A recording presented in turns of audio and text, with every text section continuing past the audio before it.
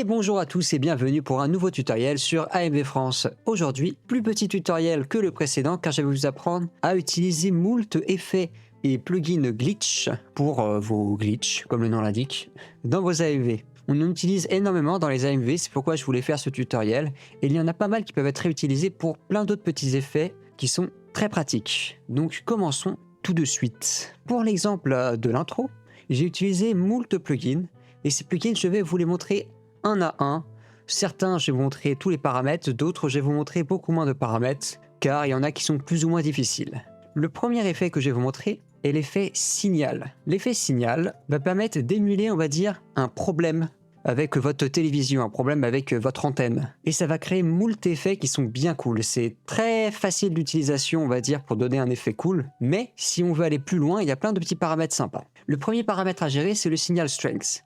Le signal strength, contrairement à ce qu'on peut penser, si on augmente le signal strength, ça va pas baisser la qualité. Au contraire, ça va augmenter la qualité.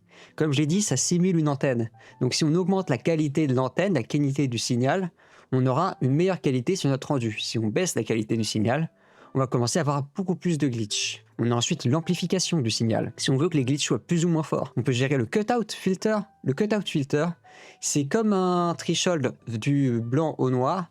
Plus on va aller vers le 0, moins on aura d'effets appliqués. Plus on va aller vers le 1000-2000, plus on aura d'effets appliqués sur toute l'image. Le luma noise, comme le nom l'indique, c'est un noise sur la luminance de notre image. Ça va augmenter la luminance de notre image. On a ensuite le chroma noise qui se fait sur la couleur de notre image et le hue noise qui se fait sur la teinte de notre image. Si je rajoute par exemple un gradient, hop, on va rajouter un petit free gradient avec un qui sera en rouge et un qui sera en bleu, par exemple, que j'augmente le hue noise, on va commencer à avoir du noise sur la teinte de nos couleurs. C'est ça que va faire ce paramètre.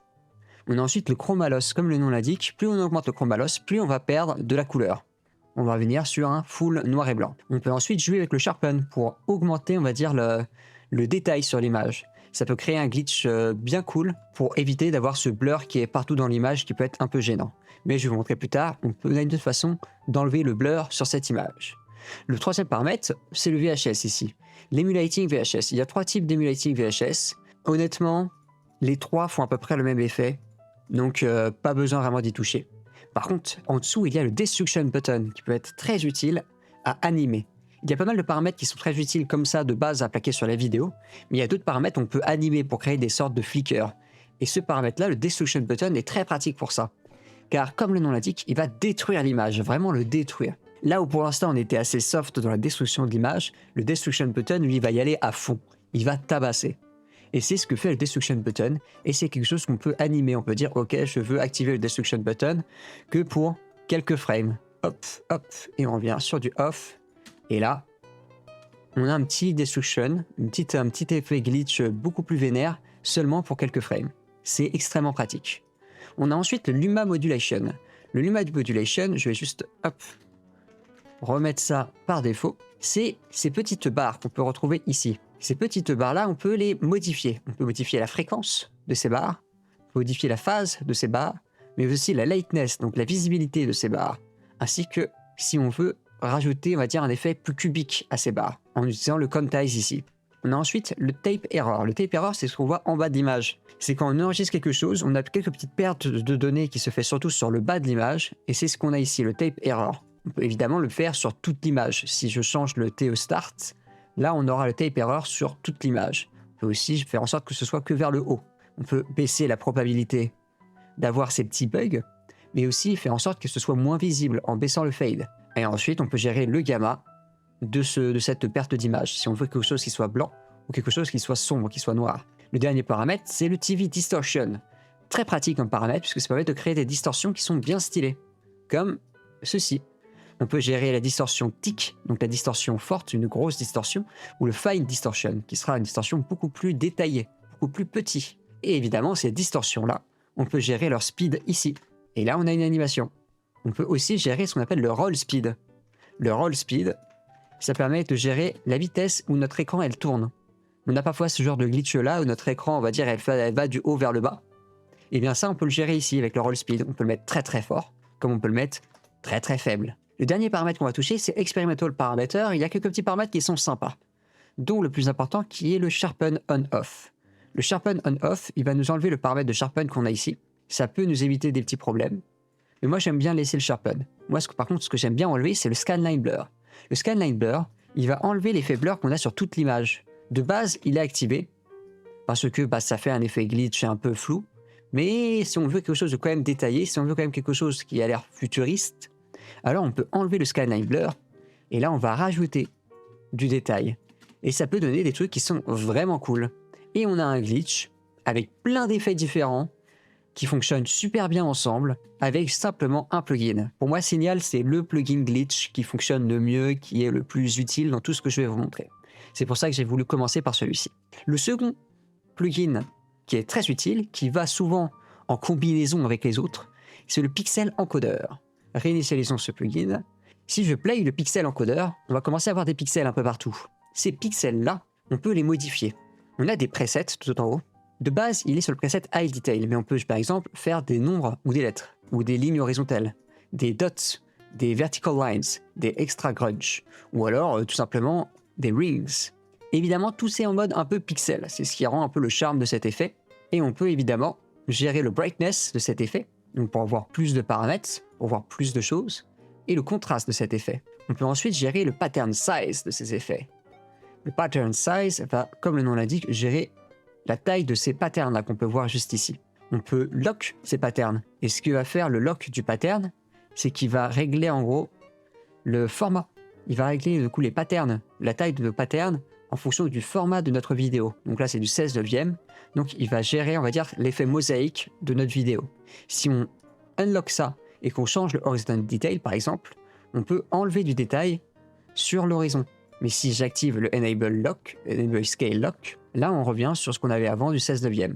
On peut ensuite gérer le Pixel Color. Pixel Color, comme le nom l'indique, c'est pour gérer les couleurs de pixels. Donc les pixels blancs, comme le Background Color. Ça peut faire vraiment des choses très creepy. Mais on peut aussi rajouter directement l'Original Color. Et là on va récupérer des détails. C'est très pratique de l'utiliser parce que, comme on peut le voir, le Pixel Encoder nique beaucoup la qualité d'image. En rajoutant l'Original Color, on récupère, on va dire, des détails qui permettent de quand même rendre l'image lisible. Car sinon, des fois, elle n'est pas lisible. Et ensuite, pour animer cet effet, on a le Chaos Enable Chaos. Enable Chaos, comme on peut le voir, ça va créer un peu de chaos, ça va randomiser, on va dire, certains effets. Là, ce que ça randomise, si on est dans le Chaos Behavior, c'est le Increase Size. Mais je peux lui dire, hey, je veux que ça increase et decrease la size. Donc que ça augmente et diminue la taille de nos pixels. Et là, ça peut faire un truc vraiment creepy. Évidemment, on peut baisser cette intensité. On peut le mettre à 1 pour récupérer quelque chose de lisible. Et on peut augmenter le speed de l'animation pour avoir vraiment quelque chose qui va assez rapidement. Et ça peut donner, on va dire, de la variation, ça peut donner un peu d'animation qui est sympa avec cet effet. C'est un effet qui, comme je l'ai dit avant, va très bien en combinaison avec plein d'autres effets. Le prochain effet que je vais vous montrer, le prochain plugin, c'est modulation. Hop, réinitialisons le plugin. L'effet modulation, ça va peut-être vous rappeler quelque chose, c'est ce qu'on a vu sur l'effet signal. Sur l'effet signal, on a ces petites barres ici, c'est l'UMA modulation. Et bien ces petites barres-là, on peut le faire plus précisément ici dans modulation. On va les récupérer juste là. On peut régler du coup avec oméga, on va dire la fréquence de ces barres, si on en veut moins ou si on en veut plus. On peut régler la phase de ces barres pour créer des effets bien creepy, bien bizarres, on va dire ça comme ça. La distorsion, si on veut qu'elle soit bien plus niquée ou bien plus clean, ça permet de les rendre plus ou moins visibles. On peut aussi régler des passes pour le rendre plus soft. Le pass 1, 2 ou 3. Ça permet de rendre l'effet beaucoup plus soft parce qu'il est quand même très hard comme effet. Et on a ensuite la direction. On peut régler du coup la direction où va le noise. Si c'est distort vers la gauche ou vers la droite. On peut évidemment invert notre image là pour vraiment faire un effet glitch. Et on peut régler évidemment l'opacité de notre effet. Pour par exemple si on a un pixel encodeur derrière, on va baisser l'opacité de notre effet et on va pouvoir l'additionner avec notre pixel encodeur. Et ça peut donner un effet vraiment cool. Le prochain plugin que je vais vous montrer, c'est le plugin Pixel Stretch. Pixel Stretch, comme le nom l'indique, va étirer les pixels. Mais il va étirer les pixels d'une façon plus originale, plus clean, plus graphique. On a, premier paramètre, la direction de où on veut étirer les pixels, que ce soit vers la droite, la gauche, le bas ou le haut. On peut ensuite avoir une intensité source. Si par exemple on a un noise ou une image et on veut du coup que la valeur blanche ce soit là où c'est le plus distort et la valeur noire moins distort, et bien là on peut utiliser du coup ce layer en tant que intensity source. On peut ensuite régler la taille, enfin la force on va dire de l'étirement des pixels. On peut régler la taille, ça peut donner des effets bien cool comme ceci. On peut régler aussi on va dire la force, notre distorsion, le type de distorsion qu'on peut avoir. On peut voir ici du coup on a une courbe qui se modifie.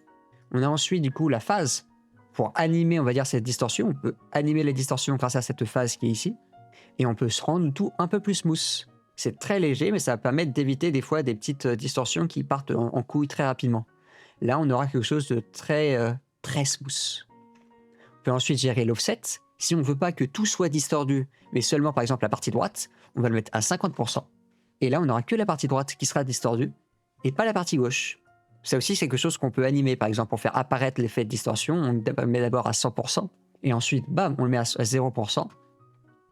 Et on a une animation, on va dire, de pixel stretch qui va de la droite vers la gauche. Évidemment, on peut gérer le distribution mode pour le mettre soit en linéaire, ramp down, ramp up, ou en constante. Ça veut dire que la distorsion sera constante sur toute l'image. On peut ensuite, comme avec notre signal qui avait du coup un TV distortion, eh bien on a la même chose avec le pixel stretch. Si je vais dans Image Shift Phase, on peut animer cette distorsion. Et ce qui est bien, c'est que ça l'anime avec en plus le Pixel Stretch, qui peut donner, on va dire, des animations bien cool. On peut ensuite shade tout ça, en récupérant du coup un peu l'effet modulation qui est derrière. Mais ça, je vous conseille d'utiliser l'effet modulation en combinaison avec le Pixel Stretch. Ça fonctionne mieux que le shading qu'on a ici. Ensuite, le Edge Mode, c'est juste pour gérer du coup, si je décale notre Shift Phase, c'est ça qu'on veut gérer. Si on veut que ce soit juste en wrap ou en mirror, ça va prendre ce qui est à gauche, ça va le copier à droite et ça va l'inverser. Ou alors, si on veut juste du coup le repeat une fois, enfin repeat une fois jusqu'à l'infini. Là, par exemple, si je décale, on n'a plus l'image. Ça a répété les derniers pixels à droite jusqu'à l'infini. Ce pixel stretch, ça peut être utile, mais à utiliser avec parcimonie sur certaines parties pour créer une petite animation qui peut être sympa. Le prochain effet que je vais vous montrer est peut-être l'effet le plus connu, c'est l'effet Pixel Sorter. Petite pause coca. L'effet Pixel Sorter, c'est un effet qui est très connu maintenant, on va dire dans les AMV et dans plein d'autres vidéoclips. Ça va récupérer des pixels et ça va comme les étirer vers une partie, mais les étirer de manière très hard pendant un certain moment. On peut le voir par exemple ici, sur les parties highlight, les parties très blanches, que ça a étiré les pixels vers le gauche. Pour gérer ça, c'est dans Source. Dans Source, on peut changer l'input. De base, ça va prendre l'input de notre vidéo. Mais si on veut que ça change par rapport à un autre input, un noise par exemple, on peut récupérer un layer de noise et l'utiliser en tant que source. On peut évidemment smooth notre effet. On peut voir que on va smooth le layer source en fait, qui est notre vidéo. On peut ensuite régler la résolution pour donner un effet mosaïque. Moi j'aime bien jouer avec cette résolution pour avoir quelque chose de plus pixelisé. Et on peut gérer le zoom aussi sur notre image. Jamais utilisé, je sais pas pourquoi ils l'ont mis. Ensuite, on peut dire qu'on affecte seulement les highlights. Là, ça affecte que les parties blanches. Les parties noires restent normales. Ou alors, on peut faire en sorte que ça affecte les shadows. Et là, ça va affecter que les parties sombres de notre image. On peut évidemment changer le trigger et changer l'angle ici, pour que ce soit plus vers la gauche ou plus vers la droite. Le prochain paramètre, c'est le threshold. Le threshold va permettre de gérer, on va dire, la force de notre glitch. C'est-à-dire que là, pour l'instant, si je le mets à 0,3, ça ne va appliquer que les parties vraiment sombres de notre image. Si je le mets à 1, là que la partie soit sombre ou éclairée, il s'en fiche, l'effet va fonctionner sur toute l'image. C'est quelque chose qu'on peut animer pour créer des sortes de petites transitions sympas de glitch. On peut évidemment inverser tout ça, pour que au lieu que ça parte de la partie sombre vers la partie éclairée, ça aille de la partie éclairée vers la partie sombre.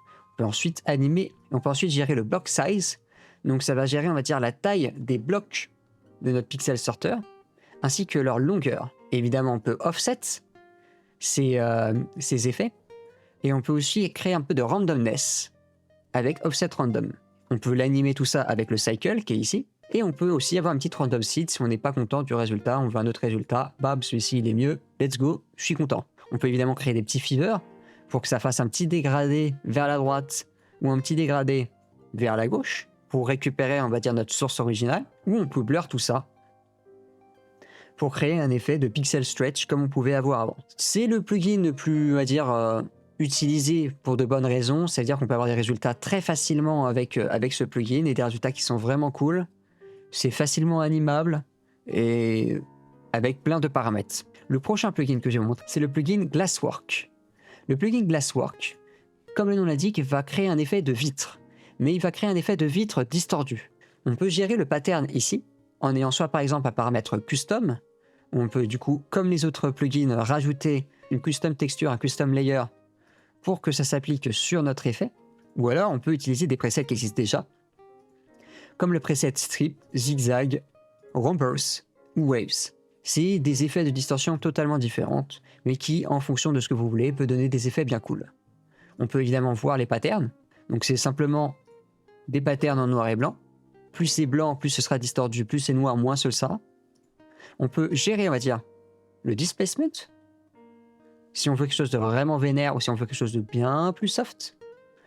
On peut gérer aussi le displacement sur le Y, donc dans la valeur des X de gauche à droite ou la valeur des Y de haut à en bas. Contrairement à un pixel stretch ou une autre distorsion d'image, là ce que ça va faire, c'est que ça va aussi créer des pixels. Ça va créer comme un effet de réflexion multiple. Là par exemple, on va récupérer des pixels qu'on ne voyait pas avant. Et ça peut créer des effets bien cool. On peut évidemment régler le smoothness. Si on veut quelque chose de plus smooth, on va le mettre à 50 par exemple. Si on veut quelque chose de plus harsh vers la droite, on va le mettre à 100. Ou si on veut quelque chose de plus harsh vers la gauche, hop, on met à 0. Et là, c'est harsh vers la gauche et ça se distorte vers la droite. On a ensuite l'angle du pattern. Si on ne veut pas que ce soit du haut vers le bas, on peut le mettre de la droite vers la gauche. On peut ensuite animer, on va dire, cet effet avec le pattern position ici, vers la droite ou vers le bas. On peut ensuite rajouter ces petits paramètres-là, qui sont vraiment cool, c'est les effets de blurriness. On peut évidemment flouter de manière normale, c'est un flou classique, mais le flou le plus intéressant, c'est le flou de frostiness, qui va créer un flou avec du grain, comme on peut avoir sur certaines vitres dans la vraie vie. Dans la vraie vie, il y a des vitres où on a une sorte de flou, mais qui est granuleux. Et bien ce flou-là, on peut le créer ici. Et on peut aussi faire en sorte qu'il soit plus vénère ou moins vénère. Ce plugin, je l'utilise beaucoup pour justement avoir un petit frostiness, un petit flou granuleux.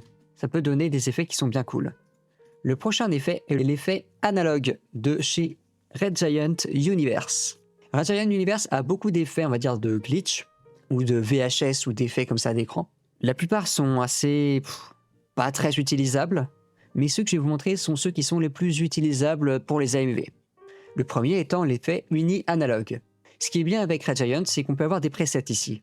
En cliquant sur Choose a Preset, ça va nous ouvrir un Red Giant Universe Dashboard. Ça va nous ouvrir cette page, et sur cette page, on a tous les effets de chez Universe, dont, si on va dans Stylize, l'effet analogue. Et si on clique sur Apply Effect, on aura plein de presets qui existent déjà.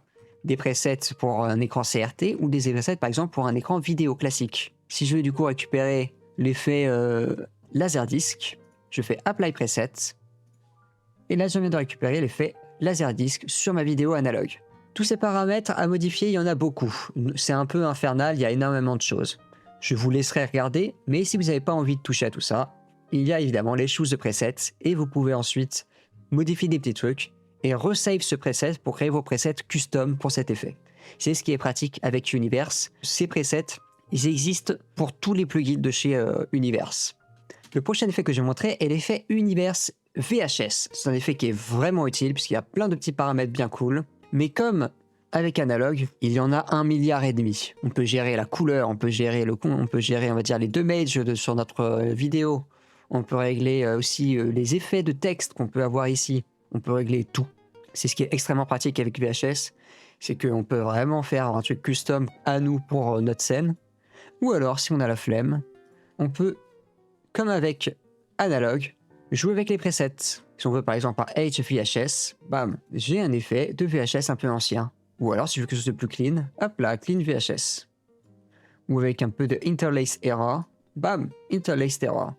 Il y a plein de petits paramètres sympas, plein de petits presets que je vous conseille d'utiliser, on va dire, quand vous utilisez pour la première fois. Quand vous utilisez la première fois, vous utilisez un preset et ensuite vous modifiez les paramètres si vous n'êtes pas totalement comblé par les paramètres du preset. Le prochain effet est l'effet Uni-Glitch, qui lui va faire du glitch, c'est dans le nom. Pour ce plugin, il y a moins de paramètres, mais c'est un mensonge. Si je vais dans Small Glitches, Settings, il y a plein d'autres paramètres qui pop. Ces paramètres-là, on n'est pas obligé de les toucher. On peut choose the preset comme les autres. Mais on peut aussi modifier, on va dire, tous les paramètres directement ici. Avec par exemple le amount de small glitches qu'on veut avoir, le amount de wide glitches qu'on veut avoir, mais aussi la seed, la compression de notre image, si on veut une image vraiment compressée ou pas du tout compressée. Si on veut que la compression se fasse après notre glitch ou avant notre glitch, là si je vais sur un endroit où j'ai mon glitch là, la compression se fait aussi sur le glitch, mais si je décoche ça, le glitch n'a pas la compression. On peut gérer la frequency de notre glitch et la vitesse de notre glitch. C'est utile, mais on va dire que c'est pas l'effet le plus beau. C'est pas l'effet le plus graphique qu'on peut avoir, c'est quelque chose que j'utilise beaucoup moins que par exemple Signal ou Pixel Encoder. C'est comme Holomatrix de Universe, qui lui aussi peut permettre plein d'effets glitch, mais qui sont utilisables avec parcimonie. Contrairement à Signal et Pixel Encoder qui peuvent vraiment avoir un truc graphique, je trouve que Universe Holomatrix, c'est bien gentil, mais ça se voit à des kilomètres quand on utilise ce plugin.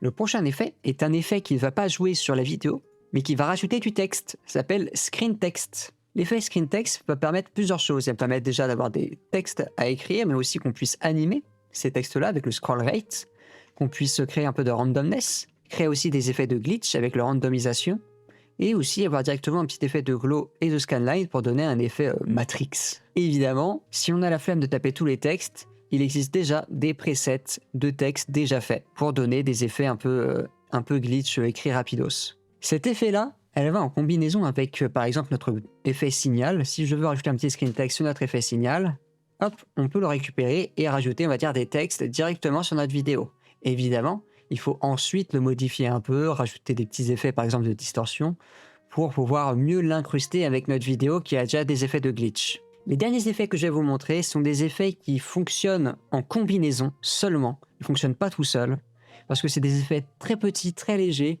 qui vont permettre de rajouter un peu plus de détails. Le premier effet, c'est l'effet Chromatic Aberration, qui va rajouter un effet de distorsion RGB, mais sur les côtés, en mode vignette.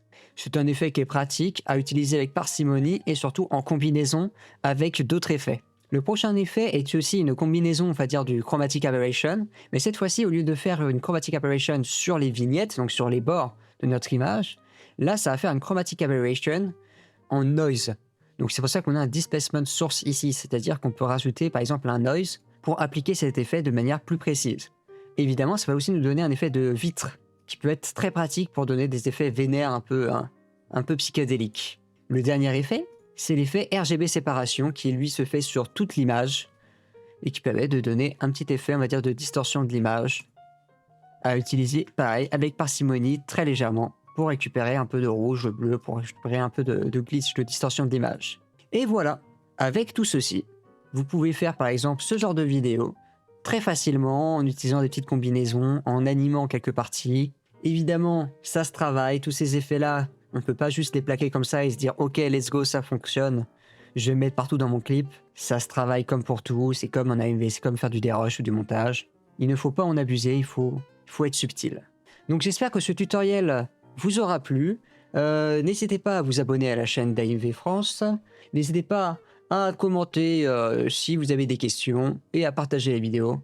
Je vous dis au revoir et à la prochaine.